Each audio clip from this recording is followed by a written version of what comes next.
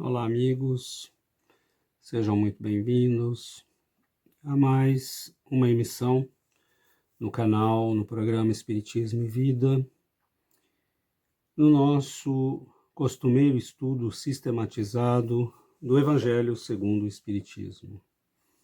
Nós temos hoje o início do capítulo 17, Sede Perfeitos, e, como sempre, um capítulo extremamente profundo e interessante, mostrando, mais uma vez, a amplitude da visão, da compreensão do codificador com relação à moral cristã. Este capítulo é muito interessante porque ele está no foco daquilo que nós espíritas temos como missão para nós mesmos, que é o de nos tornarmos melhores sempre. Então, é muito interessante que aqueles que dizem, que vêm para o Espiritismo e que dizem, eu sou assim mesmo, né? Quem gosta de mim, quem tem que me aceitar do jeito que eu sou, porque é assim que eu sou. E nós espíritas jamais podemos dizer isto, não é mesmo? Porque nós temos como divisa a melhoria constante de nós mesmos. Sermos hoje melhor que ontem e amanhã melhor que hoje. Isso demanda esforço, demanda sacrifício, demanda aplicação, disciplina, né? E nem sempre é fácil. Por isso, muita gente acaba preferindo outras, orientações espirituais, que são às vezes menos exigentes. Mas a doutrina nos fala a verdade, né? Então, hoje nós vamos discutir um pouquinho disto, né? O item 1 e 2. O item 1 é, na verdade, o texto de São Mateus, no capítulo 5, versos 44 até 48. Amai os vossos inimigos, fazei o bem aos que vos odeiam e orai pelos que vos perseguem e caluniam. Porque se somente amardes os que vos amam, que recompensa tereis disso? Não fazem assim também os publicanos? Se unicamente saudardes os vossos irmãos, que fazeis com isso mais do que os outros? Não fazem o mesmo os pagãos? Sede, pois, vós outros perfeitos, como perfeito é o vosso Pai Celestial. Olha, eu imagino o que foi para as pessoas ouvirem isto pela primeira vez. Porque, concretamente, passado 2000 anos, nós realmente ainda não fomos capazes de digerir isto, né? Amai os vossos inimigos, fazei o bem aos que vos odeiam e orai pelos que vos perseguem e caluniam. Isso é tão diferente do que nós somos, mas há 2000 anos isso era muito diferente do que nós somos. Muito diferente. Quando Jesus pronunciou essas palavras, quem o ouviu, né, provavelmente falou, esse homem não sabe o que está dizendo, né? Ele está louco. Porque a coisa mais natural e mais óbvia para os homens da época de Jesus e anteriores e até hoje, né, para muitos de nós, é que retribuir, né, a agressão com a agressão, retribuir ao inimigo na mesma moeda, dar-lhe o troco, né, no mesmo tom e, se possível, mais, né, porque era muito normal, então não havia perdão, por exemplo, quando os romanos invadiam uma região e tomavam aquela região, normalmente eles traziam, né, os líderes daquela região, o rei ou o chefe militar, traziam acorrentados dentro de jaulas, né, e o povo que eles conseguissem pegar vinham caminhando e entravam em Roma, né, para os grandes triunfos como escravos, completamente humilhados, abatidos. Muitos eram mortos. Nós nos lembramos de Vercingetorix, né, o grande líder contra os romanos, né, dos gauleses contra os romanos. Ele foi trazido a Roma numa jaula, humilhado e depois morto. Não havia perdão, né? Não havia perdão, era a coisa mais natural que você destruísse seus inimigos, que você se articulasse contra eles, que você tramasse contra eles. E quando Jesus fala isso, ele está abalando as bases da história. Ele está dando uma compreensão das coisas que vai muito fora, né? Sai muito fora daquilo que nós estávamos acostumados e estamos até hoje. Porque nós hoje temos a hipocrisia como aliada, né? Falamos bonito porque tem mídia, né? Não compreendemos o nosso adversário, né? E por baixo do pano, nas jogadas políticas, nas tramas empresariais, nós vemos a pessoa trabalhando para destruir o outro, destruir o negócio do outro, enfim, sabotar, né, as iniciativas que podem levar àquilo que ele não concorda, ou que podem contrariar seus interesses. Nós estamos acostumados a ver isto, e é isto que faz destas palavras de Jesus algo realmente que sacudiu as bases do mundo, né? O Mestre está nos dizendo, se quisermos ser perfeitos, né, que tomemos o Pai como modelo de perfeição e que esta perfeição pode indicar que está a caminho quando nós formos capazes de perdoar até mesmo nossos inimigos. Mas por que isto é um sinal de perfeição? Por exemplo, o moço rico pergunta a Jesus: o que eu devo fazer para ganhar o reino? E ele diz: cumpra os mandamentos. Então, e o moço insiste, ele diz: aquele que você lê na Torá, né? Então, ame a Deus, respeite o teu próximo, proteja teu pai e tua mãe, não roube, não cometa adultério, não mate. E o moço diz: eu cumpro tudo isso, né? E ele tinha o problema com a sua ligação com o dinheiro. Mas nós veremos, né, que Jesus nada disse aí necessariamente, né? Ele falou para amar o próximo, obviamente, mas nós escolhemos o próximo, né? O próximo nosso começa pela família, começa pelos amigos, por aqueles que pensam como nós, por aqueles que têm a mesma linha de ideias, de crenças, de filosofias. Então, obviamente, que nós acabamos amando somente realmente aqueles que nos fazem bem. E o Senhor chama atenção para isso, né? Porque se amardes os que vos amam, que recompensa tem isso? Né? Então, se não fazem assim também os publicanos, no que vocês estão sendo diferentes? Então, Cristo quer que o amor que nós levamos, que nós sejamos capazes de levá-lo até mesmo àqueles que se opõem a nós, ou que mesmo queiram o nosso mal. Isso é algo muito difícil, né? Nós sabemos disso, é algo muito difícil, amar alguém que nos fez mal. Mas Allan Kardec, com o primor da sua análise no item 2, vai nos dizer que, obviamente, que Jesus estava usando essa figura de linguagem figuradamente, simbolicamente, né? É uma figura de linguagem, é um símbolo para dizer que devemos tomar Deus como modelo e não que seríamos perfeitos como Deus, porque aí isso realmente é impossível, né? Nós sabemos que para nós humanos a perfeição tem a dimensão possível à perfeição humana. O próprio Livro dos Espíritos nos indica que a perfeição máxima na Terra foi dada pela presença do Cristo, mas o Cristo é um que apareceu, né, aqui há 2000 anos atrás e não aparece a cada 6 meses, nem a cada 1000 anos, porque nós não vemos muitos, né, Cristos aparecendo, grandes mestres, mas Jesus. Então isso mostra que a raridade que é ainda alguém com essa evolução, alguém com este nível de perfeição. Mas o que nos diz a doutrina espírita?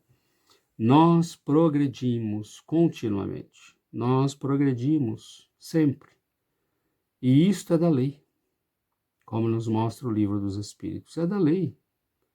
Nós temos que progredir. E o progresso se faz de tal modo que nós decidimos a velocidade na qual ele vai se produzir. Há pessoas que aceleram um passo, que querem avançar, que se esforçam, que estudam, que trabalham. Então, essas pessoas têm capacidade de chegar mais rapidamente. Há outros de nós que vamos levar séculos para aprender algo. E o Pai nos respeita a todos. É por isso que Jesus diz: sede perfeitos como o vosso Pai. Porque ninguém tem mais paciência, amor, tolerância, compaixão do que nosso Pai. Então, nos diz o codificador, Jesus nos dá o Pai como parâmetro, porque ele falava a homens simples, ignorantes, mesmo os doutores da lei. Jesus se surpreende quando Nicodemos mostra desconhecimento da lei da reencarnação, que era conhecida dos gregos, dos filósofos da Grécia, da Índia, do Egito, e ele mostra desconhecimento. Então, Jesus sabia que estava falando para pessoas que não tinham ainda a capacidade de entender tudo o que ele estava falando, mesmo os mais doutos. Então, o que esperar das pessoas mais simples que muitas vezes o acompanhavam e o ouviam? Então, ele diz que Jesus está usando uma figura de linguagem para nos dar um parâmetro, para nos dar uma medida, a que nos compararmos. E não há perfeição maior do que aquela de nosso Pai, que tudo organizou no universo, que tudo estabeleceu, que tudo criou com beleza, com harmonia, com grandeza. Então, é lógico que o nosso Pai é o modelo, mas é só um modelo para nos dizer que devemos ir nesta direção. Nenhum de nós vai ser Deus ou perfeito como Deus, porque para isso nós teríamos que ser deuses e não somos. Somos criaturas dele. Então, essa é a perfeição relativa, aquela que cabe à humanidade, aquela que nos é própria, aquela que nós podemos alcançar. Mas quando Jesus diz que um dos parâmetros para medir essa perfeição, se ela está se aproximando do nível do Cristo ou está muito distante, é a capacidade de amarmos nossos inimigos. Isso é muito interessante, porque o que nos indica isso? Isso vai nos indicar que qual é a distância que nós estamos desta perfeição. E por que isso acontece? Quando nós analisamos, tanto aqui no texto, quanto no Livro dos Espíritos e em outras partes do Evangelho segundo o Espiritismo, do céu e inferno, os Espíritos vão nos explicar que todos os nossos males, sofrimentos, dificuldades vêm de sermos ainda tomados pelo orgulho e pelo egoísmo. Então, são estas doenças, podemos dizer assim, que nos afastam da possibilidade de ter acesso à felicidade plena, que nos cabe como filhos de Deus. Então, todos os nossos sofrimentos, todo o atraso, todas as lutas, todas as dificuldades que nós criamos para nós mesmos, vêm e vieram e virão ainda do fato de não corrigirmos o nosso orgulho e o nosso egoísmo. Então, ele diz, com efeito, se observam os resultados de todos os vícios, e mesmo dos simples defeitos, reconhecer-se-á nenhum haver que não altere mais ou menos o sentimento da caridade. Porque todos têm seu princípio no egoísmo e no orgulho, que lhes são a negação. E isto porque tudo que sobreexcita o sentimento da personalidade destrói ou pelo menos enfraquece os elementos da verdadeira caridade, que são a benevolência, a indulgência, a abnegação e o devotamento. Então vejamos como Allan Kardec coloca as coisas. Quando formos capazes de viver o espírito da caridade na sua forma, né, de benevolência, de indulgência, de abnegação e devotamento, nós estaremos no caminho da felicidade plena. Mas o que é que bloqueia o nosso caminho? O que é que impede que possamos vivenciar o sentimento da caridade nestes 4 aspectos? É o nosso orgulho e é o nosso egoísmo. Então, o codificador deixa muito claro que a superação destes obstáculos é a condição necessária para que nós possamos galgar, né, novas possibilidades de crescimento e de felicidade. Então, é como se fossem realmente obstáculos na nossa estrada, né? Estamos caminhando por uma estrada e de repente encontramos essas pedras gigantescas, das quais nós precisamos nos livrar para ter o caminho aberto. Né? Então, é lógico que nós podemos compreender a nossa dificuldade, porque ela nasce, inclusive, de um princípio natural. No Livro dos Espíritos está muito bem explicado, né, que as paixões são a sobreexcitação da lei de conservação. Né? Então, nós queremos prazer, mas não queremos só o prazer, né? Como diz a oração do Mestre, o pão nosso de cada dia. Chico Xavier dizia, né, conta o médium Carlos Bacelli, que A Sombra do Abacateiro, né, que agora inclusive foi republicado, foi reeditado,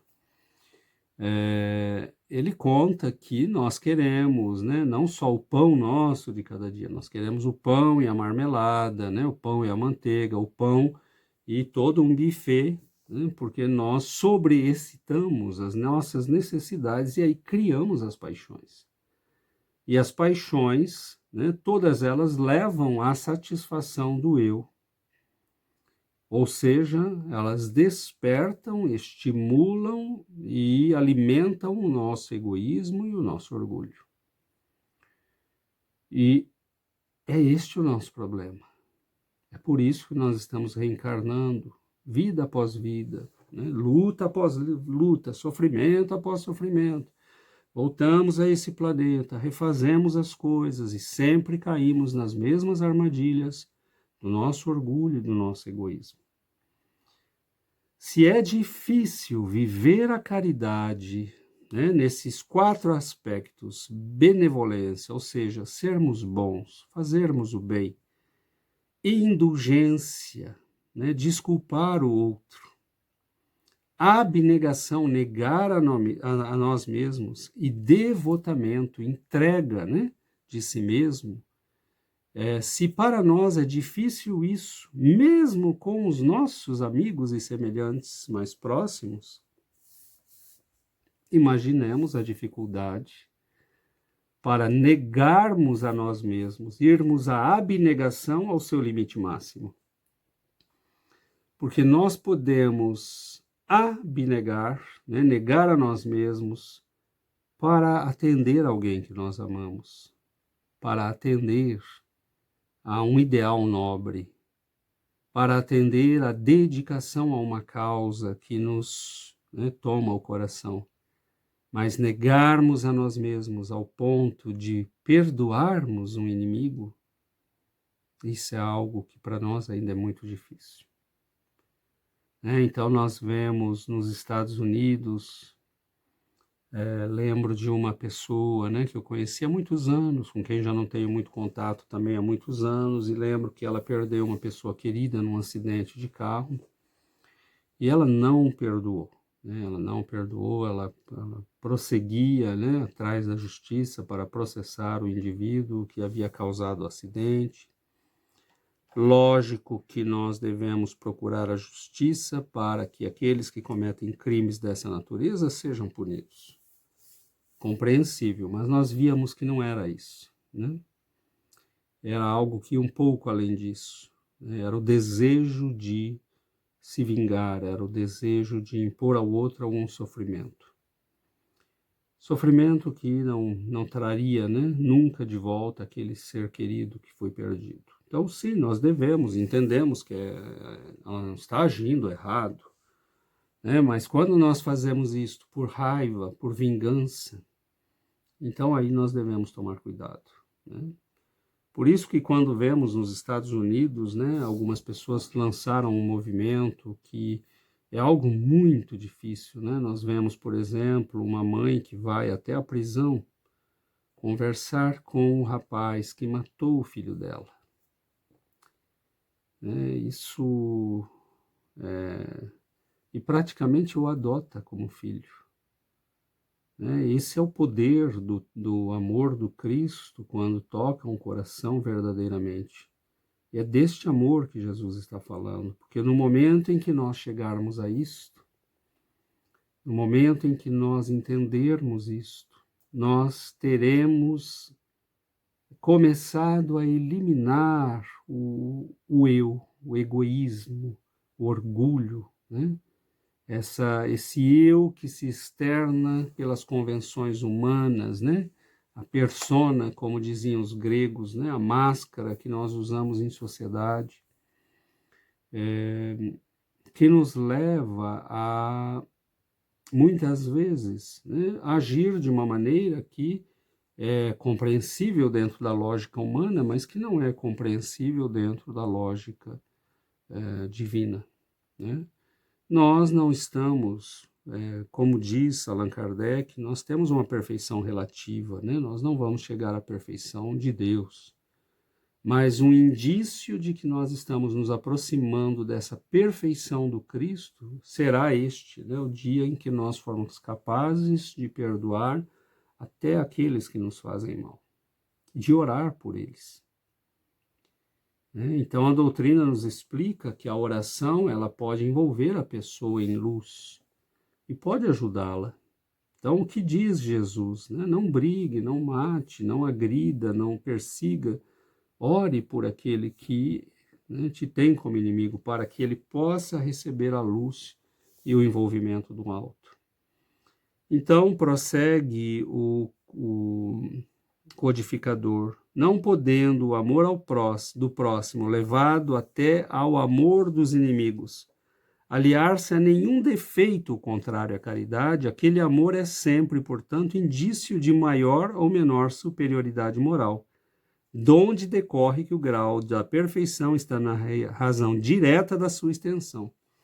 Então, olha que bonito, Allan Kardec nos dá um parâmetro para medir a extensão da nossa perfeição. Quanto mais próximos nós estivermos deste amor, perdão pelos nossos inimigos, mais significa que nós estamos superando as nossas limitações e inferioridades.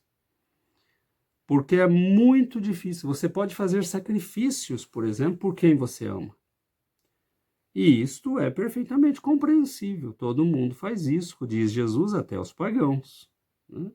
Amam aqueles que os amam, protegem-se uns aos outros. Até mesmo ladrões, né? Bandos de ladrões têm um código de honra entre eles. Então é natural que pessoas entre iguais se protejam, mas você proteger um inimigo, né? Você proteger alguém que você sabe que fez mal, né?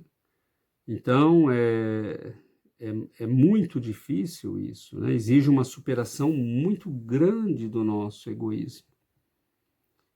E isto é aí que nós temos dificuldade, é aí que nós temos problema, é aí que nós sentimos, né, que não é fácil para nós, porque significa realmente passar por cima do nosso egoísmo, né? Primeiro, eu não quero mais nada para mim, e segundo, eu não sou a pessoa mais importante do mundo, porque o que é o orgulho, né? A sobrevalorização do eu.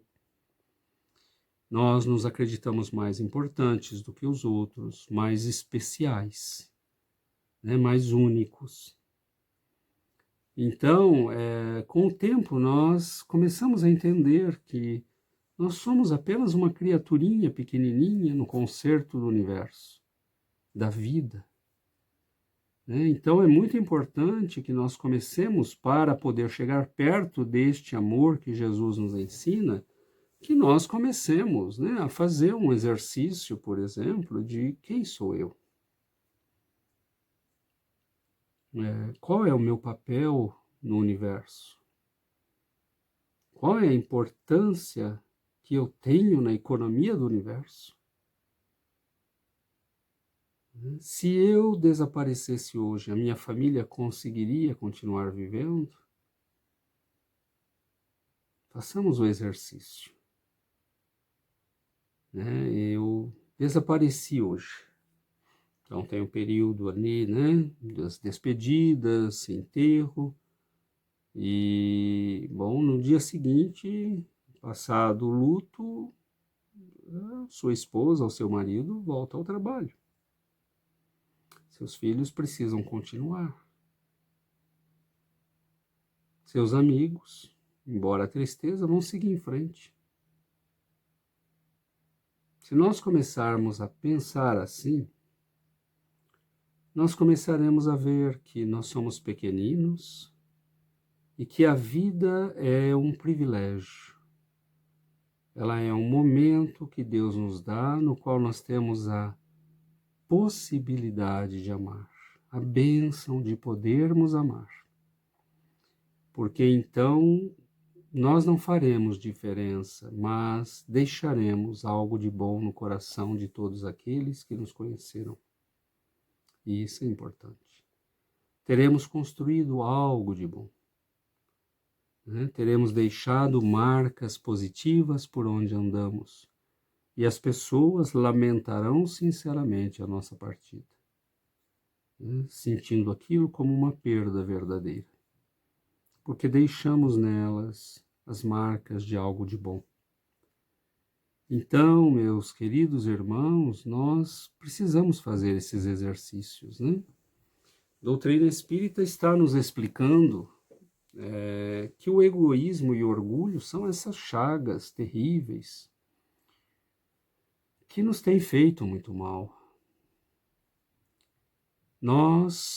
É quase inevitável termos inimigos, porque na nossa condição, às vezes a gente nem quer,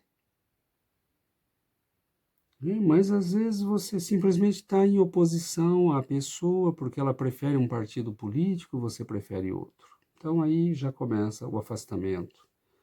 Às vezes nós embarcamos em embates políticos, então o objetivo é um derrotar o outro, e às vezes a pessoa do outro lado não aceita e passa a te odiar. Às vezes você foi acusado de algo que nem fez, mas a pessoa não foi checar e passou a te odiar. Então, são muitas as situações nas quais nós estamos, as deficiências da comunicação humana são terríveis. Então, às vezes você fala uma coisa para a pessoa, ela entende outra completamente diferente. E aí fala, não, mas você falou aquilo. Você fala, mas eu nunca falei aquilo, fulano, onde você está com a cabeça? Pergunta lá para todo mundo. Então, e a pessoa entendeu errado e pronto, ficou com aquilo e te considera a partir dali um inimigo. Então, é muito difícil nós não fazermos inimigos. Então, por exemplo, quando nós estamos no cristianismo, no espiritismo, como nós estamos, aqueles que se opõem a tudo isso nos consideram inimigos. Não diria inimigos no termo mais pesado, mas adversários. E a distância entre passar de adversário a inimigo não é muito longe, não é muito longa a distância. Pode chegar muito rápido. Você pode começar como adversário de alguém e virar um verdadeiro inimigo. Então, nós temos o hábito, de dizer, não quero saber dessa pessoa, esqueci, perdoei, mas eu não quero saber, não quero nem ver pintado de ouro. É porque não perdoou. Conversar com ele? Não, de jeito nenhum, não quero conversar com ele. Então, nós vemos que para nós é muito difícil. Por quê? Porque fere nosso orgulho. E o que é orgulho é achar que somos muito importantes. Por isso eu falei desse exercício que nós temos que fazer. Há pessoas que são muito importantes, né? Que quando você perde, você fala, poxa vida, isso é uma perda, né? Grandes líderes espirituais, a perda de Chico Xavier. É óbvio que isso é uma perda extraordinária para nós todos. A perda de um grande filósofo, de um grande pensador, de alguém que orienta, guia as pessoas. Mas o que nos dizem os espíritos, né? Nós não podemos carregar ninguém. Nós vemos que cada um de nós tem o seu período de vida aqui. Veio para aprender, trabalhar e terá que partir. E por mais importantes que possamos ser, por mais influência que tenhamos na vida das pessoas, elas terão que seguir o seu caminho, fazer suas escolhas e aprender a viver, a crescer. Por isso nós espíritas, né, temos que fazer esse exercício. Se eu partir hoje, que diferença faz isso para o universo? Para mim faz muita diferença, porque eu estarei perdendo a oportunidade de continuar servindo, aprendendo, melhorando. E por mais que as pessoas que nos amem sintam, elas terão que continuar vivendo. Segunda-feira, a vida continua. Então, nós não podemos ter essa ilusão. E mais que tudo, nós espíritas compreendemos que se nossos maiores obstáculos têm sido o nosso orgulho e egoísmo, nós precisamos, num certo ponto, superar isto. E isto não se faz da noite para o dia, porque a conquista da identidade, a conquista da nossa consciência, a conquista, né, do dizer eu sou, né, de me reconhecer como alguém, leva milênios. Basta vermos lá no Evolução em 2 Mundos, né, André Luiz dizendo quantos milhões de anos levou até que o ser humano começasse a ter pensamento contínuo, até que ele se reconhecesse como um indivíduo com liberdade. E é muito tempo, e nós passamos muitos séculos e milênios trabalhando para afirmar o nosso eu. Muitas vezes às expensas da nossa consciência, que nos adverte que não precisamos daqueles caminhos que escolhemos, mas nós queremos, experimentar. Então chega o Senhor e nos convida a um tipo de amor que vai contra o nosso egoísmo, que vai contra o nosso orgulho, e na sua expressão mais difícil, que é você perdoar e amar, os seus inimigos. Lógico que nós veremos, como já vimos nos capítulos anteriores, que Jesus, quando diz amar os inimigos, não está querendo dizer abaixarmos as guardas e as defesas e tratá-los como se fossem nossos amigos. Eles não são nossos amigos. O convite é para que nós não façamos mal ao outro, que não retribuamos o mal que nos fizeram com o mal, mas com o bem. Então é muito, muito interessante o que nos diz o codificador, porque ele nos dá um parâmetro. Se nós queremos saber o quão longe estamos da perfeição do Cristo, meçamos não só pelo amor que temos pelos nossos amigos, por aqueles que nos são simpáticos, mas meçamos isso pelo amor que somos capazes de ter pelos nossos inimigos, por aqueles que nos são antipáticos, por aqueles que nos querem mal muitas vezes, e que não hesitariam em nos fazer o mal.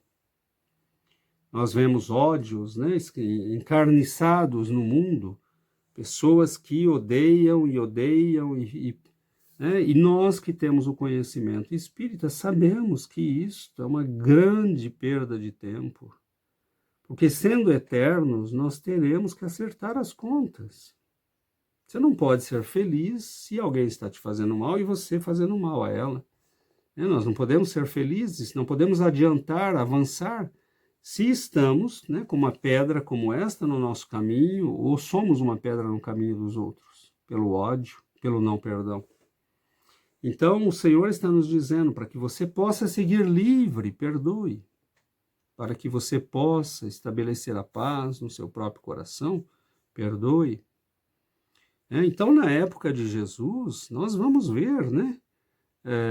Por exemplo, Herodes o Grande, ele praticamente mandou eliminar toda a família, inclusive filhos, esposas, né? A sogra, mãe, quem se opusesse a ele, né? Ele mandava matar. E se ele suspeitasse que alguém pudesse estar fazendo um complô contra ele, ele mandava executar.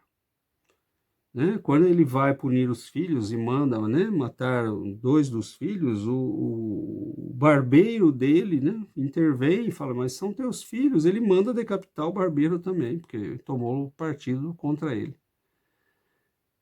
Os imperadores romanos era a mesma coisa. Né?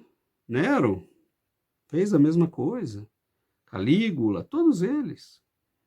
Então eram práticas normais, porque você tem como foco da vida a matéria, o corpo. Agora, a doutrina espírita nos dá uma dimensão, né, da nossa presença no mundo que é muito bonita. Nós somos seres eternos. Né? Somos uma alma em construção para o melhor. Somos uma alma destinadas à luz, à evolução, à grandeza. Então, é lógico que isso dá uma dimensão muito bonita para a nossa existência no mundo. Nós não somos um jogo de azar, um acidente da natureza. Somos filhos de Deus, né, construindo, melhorando, progredindo. Mas os nossos maiores obstáculos são o orgulho e o egoísmo. São as feridas da alma, né? Aquela que diz o Espírito da Verdade, são as feridas que têm sangrado, né, a nós, que têm nos tirado as melhores oportunidades. Quantas vezes o nosso orgulho nos custou anos em perdas e em sofrimentos. Quantas vezes, por orgulho, nós perdemos a oportunidade de fazer o bem. Quantas vezes, por orgulho ou egoísmo, nós nos afastamos de pessoas queridas. Quantas vezes, por influência do nosso orgulho, do nosso egoísmo e da nossa vaidade, nós nos deixamos seduzir por ideias, por pessoas ou por situações que nos levaram para longe do nosso caminho de crescimento espiritual. Nós falamos de orgulho e egoísmo, meus irmãos, como se fossem coisas distantes. Não são coisas distantes. São espinhos na nossa alma, são espinheiros na nossa alma, que nos machucam o tempo todo. Toda vez que nós estamos insatisfeitos, toda vez que nós achamos que fomos maltratados ou que deveríamos ser melhor tratados, todas as vezes que estamos descontentes, busquemos a raiz e nós veremos que está no nosso orgulho e no nosso egoísmo. E aí nós perceberemos que não estamos falando de uma coisa bobinha. Nós estamos falando de doenças, né, profundas da nossa alma, que o Cristo veio nos ajudar a arrancar. Então o mestre sabia que nós, para arrancar esses espinheiros da própria alma, teríamos que sangrar as mãos. Aquele que quiser vir após mim, tome a sua cruz e me siga. E a nossa cruz é vencer o nosso orgulho, vencer o nosso egoísmo, vencer as nossas imperfeições, o nosso apego às paixões, que já nos acompanham há muitos séculos, milênios. Então, meus queridos irmãos, eram estas as nossas reflexões de hoje. Nós temos a bênção de conhecer a doutrina espírita, porque ela nos ajuda a entender tudo isso com uma clareza, com uma beleza muito grande. Nós entendemos por que lutar contra o nosso egoísmo, contra o nosso orgulho, porque nós sabemos, primeiro, que somos imortais, segundo, que respondemos pelo que fazemos. Nós somos herdeiros de nós mesmos e devemos viver com as consequências daquilo que somos e fazemos. E sabendo isto, nós não podemos brincar. Nossa vida é algo muito sério. Então a doutrina nos convida a este bom senso, a esta compreensão mais profunda das coisas. E uma mensagem, como estes itens 1 e 2 do capítulo 17 do Evangelho segundo o Espiritismo, são maravilhosos, pois nos mostram, inclusive, um parâmetro para que nós possamos medir quão perto ou quão longe nós estamos, da grandeza do Cristo. Porque o amor aos inimigos é realmente um parâmetro que dá uma ideia do nosso nível de evolução. Amar os amigos é fácil, e nem sempre nós o fazemos. Agora, amar os inimigos solicita de nós realmente a superação do ego, do egoísmo, do orgulho, da vaidade, da arrogância. E isto é muito difícil. Difícil, mas não impossível. Porque se o Cristo nos deu como parâmetro, sede perfeitos como vosso Pai é perfeito, e nós espíritas, conhecendo a reencarnação, sabemos muito bem que é este o caminho que nos aguarda, é o caminho que temos diante de nós e que deve ser feito. Então, queridos amigos, nós teremos a semana que vem um outro companheiro ou companheira que estarão conosco para o item 3, que é um item bastante grande, que são o homem de bem, e nós convidamos a todos para que estejam conosco, que partilhem, que divulguem, porque o estudo do Evangelho é extremamente importante para as nossas vidas. Que o Senhor nos abençoe, nos ampare e nos guarde sempre no seu amor. Um grande abraço a todos.